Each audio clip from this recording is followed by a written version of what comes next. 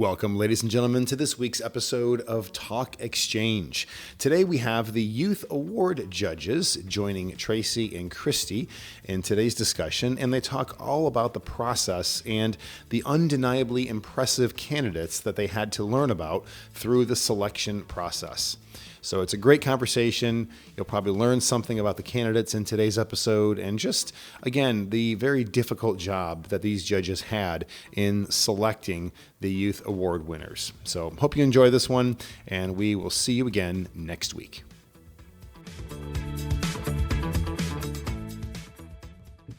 Welcome to Talk Exchange. I'm Tracy Edwards, CEO of the National Exchange Club. And I'm Christy Lindahl, Director of Communications. Hi, Christy. Hey, Tracy. So we're back to school. People with children, people who are teachers and school professionals are back in school. And we had the great pleasure of interviewing our Youth Award winners recently. Yeah. We recognized the 3 students at our national convention, awarded them with their prize and also their $15,000 scholarship to continue their education. So I know you and I talked, and we thought it would be fun to interview some of the judges who chose those winners and talk about their experience. The backstory. So I'm excited about today. We're joined by Emilio Ramirez. Emilio is the president of the Toledo Association of Administrative Personnel, UAW Local 4252 in Toledo, Ohio. Welcome, Emilio.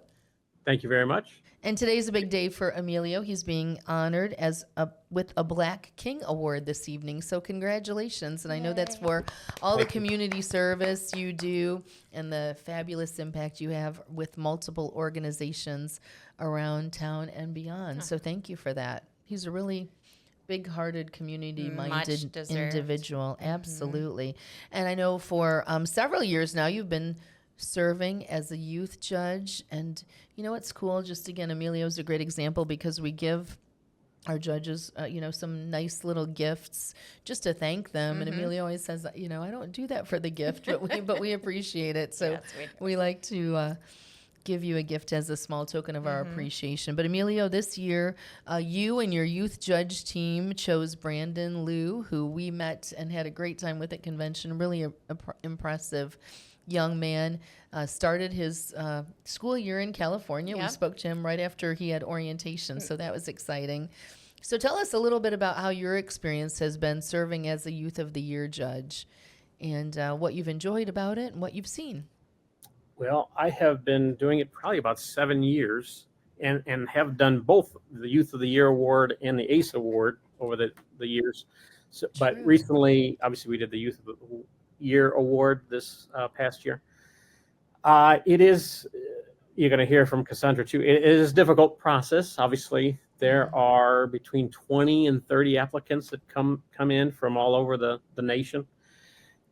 Each one has between 15 to 20 pages of their submissions. So you're talking about 300 pages of documents to go through, which is okay. It takes some time, but it's worth it. What I think that I gather from it is I feel bad at how underachieving I thought I was a highly achieving person, but then you read some of these stories from these kids that are 17, 18 years old, and it's just, whoa, I was not doing that at 17 and 18 years old in high school.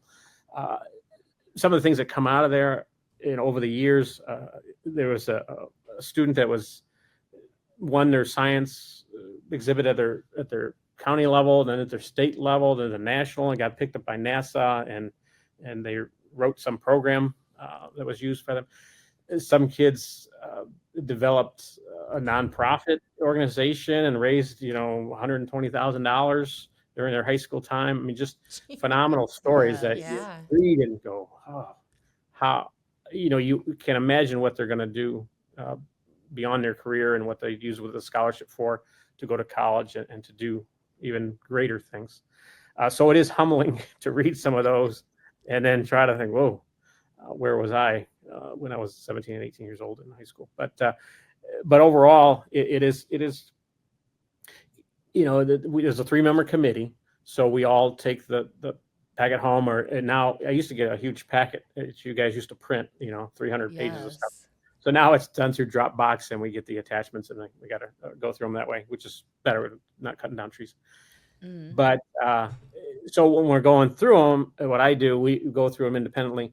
I have a cheat sheet, and I used to do it different ways over the years. I've kind of perfected a process that seems to work for me. What is Good. to, as I read each one, I have like a check plus, check minus, check plus, and then I start even changing my little formula. But you start to recognize the top ones, because they're all good, and you really, what you're trying to do is now eliminate ones that are still good, but you know that there's that one I read before was better than that one, right? So you try to balance it out. Then what we do is we take from the every year is kind of different between 20 and 30. So on average, let's say 25. So you take the top 5, and then when we meet at the National Exchange headquarters, we do share our top 5, and undoubtedly, at least 3 of those are usually in the 3 members usually have those same ones. There has been a time where there might be their number 6 is my number 3 or 4, and we talk about whether that should be into the top 5. But there's a lot of negotiation going in that discussion on who's going to get it.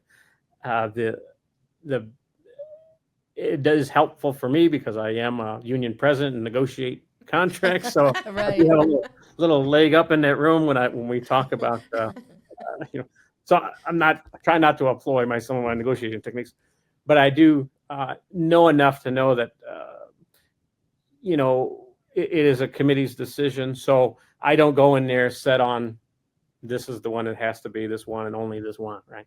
So I have a couple that I'm flexible on, and the group kind of now has that same approach. They come to that approach, so we can narrow it down real quick. We bring you our top 5, and 3 of them or 2 of them are in everybody's top 5, and then we talk if there's somebody that we want to fight for to be in the top 3, and some of them win, some of them don't. We change it, and then we're down to top 2, and then it's a difficult decision. Or top 2, 3 or 2.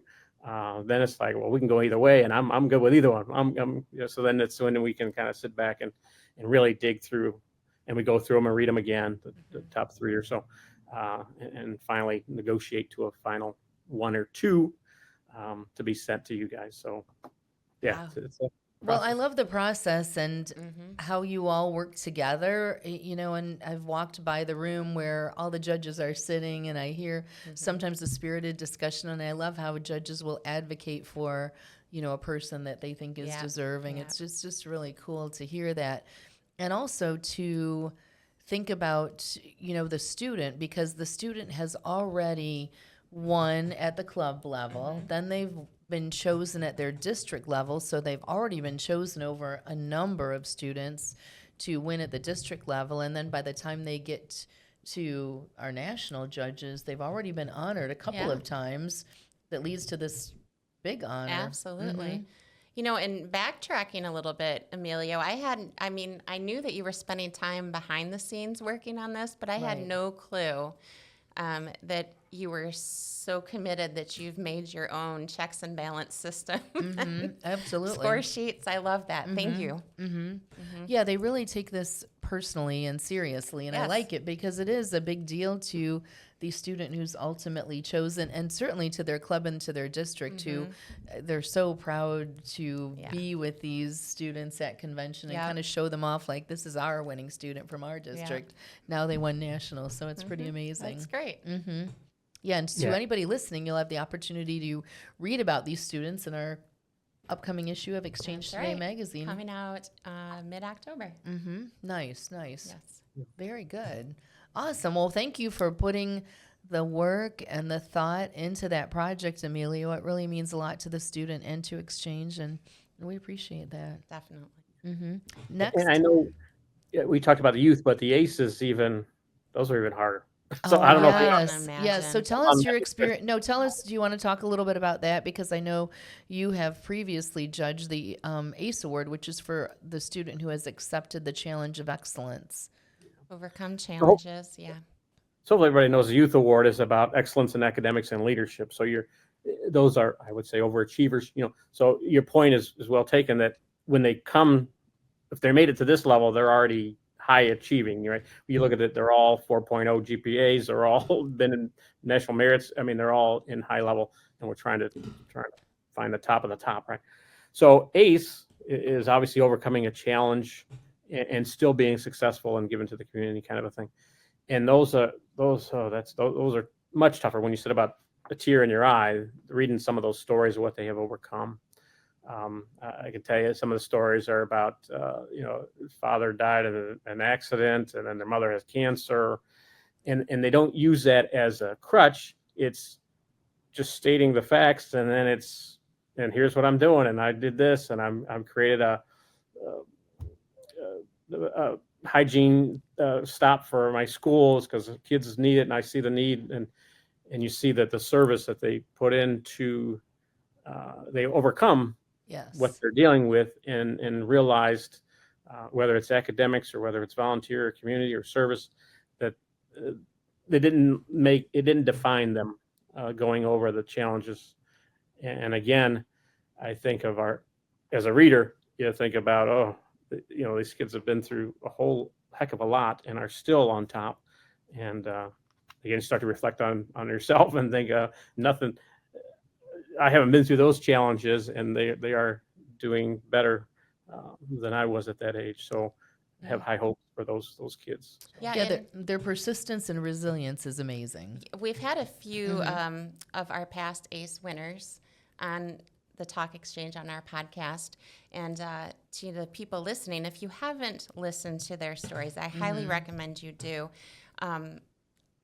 The two individuals that we talked to have gone on to do great things. Yes. So not only did they overcome these obstacles as children, but they went on to spread their own messages about overcoming obstacles. And that's some of the work that these committee members do. Absolutely.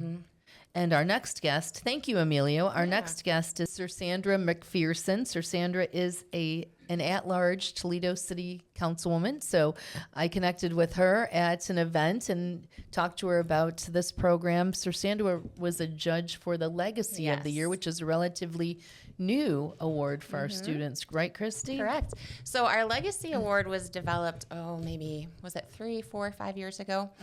And it recognizes children and grandchildren of Exchange Club members. Yes. Often what we find is the children who have been nominated also belong to an Exchange Club. So the stories are unique in their own, very different from the ACE and the youth. And Cerssandra, I'd like to ask you a little bit about what your experience was like. I know this was your first time judging. Was it what you expected, or did it vary a little bit? I went in, I had no expectations. I'm sorry, because it was like, what are you doing here, girl? You just volunteered for something that you have no idea about. But I had an excellent partner. Yes. I'm gonna call her Judge Judy. I had the judge with me, and we sat down and we hit it off at the beginning. She telling her story. Oh my, I'll let her tell that one. And it was like, wow. And so we started going through, and we did do some of Emilio's process. As we read through them, we numbered them. We went through, read them, numbered them. Not this being my first time, and just reading about, the expectations and what to look for. And thank you, Ms. Tracy, and those that put that together. It was very detailed, and it was on point for a new person, easy to follow. So I appreciate that when you give all the information up front along with the applications. So then it was not overbearing. It is a lot of reading. As we sat down, and we met at Panera's, and as we sat down and went through, and the stories were very, wow, some of them were very heart-wrenching. And then because of the legacy, you get um, a grandfather's insight on that child, or maybe a father's insight or mother's insight, whoever was connected before this student, you get a little bit from them because they get to write in also Right. in the essay. So we should, And I guess we should explain that what we're looking for, this is my mistake, what we're looking for in these applications is children who've taken that spirit of service that Yes. exists in their family, harnessed it, and started their own legacy. Nice. So, yes. So I'm sorry, Cerssandra. no, and that in a lot of them they did. And that's how it carried. And so some, when we went through and we did our little checks, was this in there? Was this in there in the story? What was the connection with the family member that was in the exchange? Yeah. What was the legacy? Yes. For us, the project where grandpa might have been a veteran and did something, and then the granddaughter maybe came in and did a project servicing veterans. Yeah. We looked for those connections, and some were very on point, some were abstract, some were trying to get there but really didn't get there. And you know how we are as parents, we always want to put in, our point to make it, to tie it all together. The student it was tough because we got down to, I want to say we got down to 5. Then we had to go back and do it again and look at them each individually again of those 5. And then we got down to 3. This young person, just hit every point and was detailed. And I think that stood out for both myself and Judge Judy. So it was easy. So are you, Yes. Cerssandra, are we to expect you to come back and judge next year if you're invited? Yes. If I'm invited, she's invited. Yes, of you know what I course. love? I'm just so impressed and thankful for you and Emilio, because hearing you also talk about the time Yes. that you spent call in. and the Yeah. thoughtful process. And one thing I love is when it ties all together, where for both Cerssandra and Emilio, is that then when we met these students at convention, we can assure you, just meeting Gabby, the legacy of the year, Yes. she did check all the boxes. She is just amazing. And just her involvement even with exchange at such a young age, and the service that she's performed in the community, and her just that heart for service is so important and impactful. And we saw the same thing with the Youth of the Year, Brandon, as well as Brooke the Ace. Yeah, Tracy, it was clear when we met these kids, every single one of them, that they were the right pick. Absolutely. They like Cerssandra said, they check all the boxes. Yes. And our members just loved them. Emilio, I know you haven't experienced how the convention body receives our youth winners, but you should come to the convention sometime. Your efforts would feel, what's the word I'm looking for? Fulfilled? Fulfilled, yes. Yes. I feel like you would really deserve, you deserve to see that. Absolutely. I agree for the time and effort you've put into this, and we appreciate it. Any final thoughts on the experience, Emilio, before you go and receive an award yourself? Yes. Well, thank you. First, I will be at the convention this year. I'm not in negotiations, so I'm Yay. very happy to be able to make it this July. Fantastic. And I'm sure you can put up the dates of when that is and invite other folks too. Yes. Yes. McPherson didn't say, she's an educator as well. I'm a former teacher. She was a former teacher and did other things after teaching. But I think that may help to contribute to the investment that we put into it and advocating for kids, and obviously advocate for all kids, but trying to recognize those that need the recognition for what they have done and what they have achieved. So I'm glad to be part of that. I do believe in having a growth mindset when you do those kind of things, to make sure that you're able to expand not only your knowledge of what's going on in the world, but also to be able to I found it. I think it's this. put that into the readings of what I can't. these kids are achieving, to hopefully and with the scholarship money to support them to go on and beyond in their lives. So I'm glad to be part of it. I thank you for the opportunity, volunteer and service. That's what we do, and I know you guys, all of us out there on this call, do that. So I thank you for the opportunity. And, you know, I'm gonna toot his horn here a little bit. Emilio is a member of our Exchange Club of Toledo, the second club in the nation, and he chairs our Christmas, our holiday family project. Emilio brought the idea to the clubs to look for those families that are stuck in the middle, the ones who are struggling but not necessarily receiving assistance. And now he and his wife go out and work with the schools to find these people. It has been one of the most rewarding experiences of my membership. I agree. And I just wanted to share that about him. Absolutely. Absolutely true. Well, thank you for your involvement, Emilio, and we look forward to your continued involvement. And to any student who happens to listen to this, or any educator, if you'd like more information, find an exchange club near you, and you can do that by visiting nationalexchangeclub.org and looking at our club locator. To all of our exchange clubs listening, thank you for the work that you do to find these worthy students and be sure that they have a chance to be honored in this way. So thanks to all of you. And if you're looking to learn more about an exchange club, again, visit nationalexchangeclub.org. And thank you for tuning in to this episode of Talk Exchange.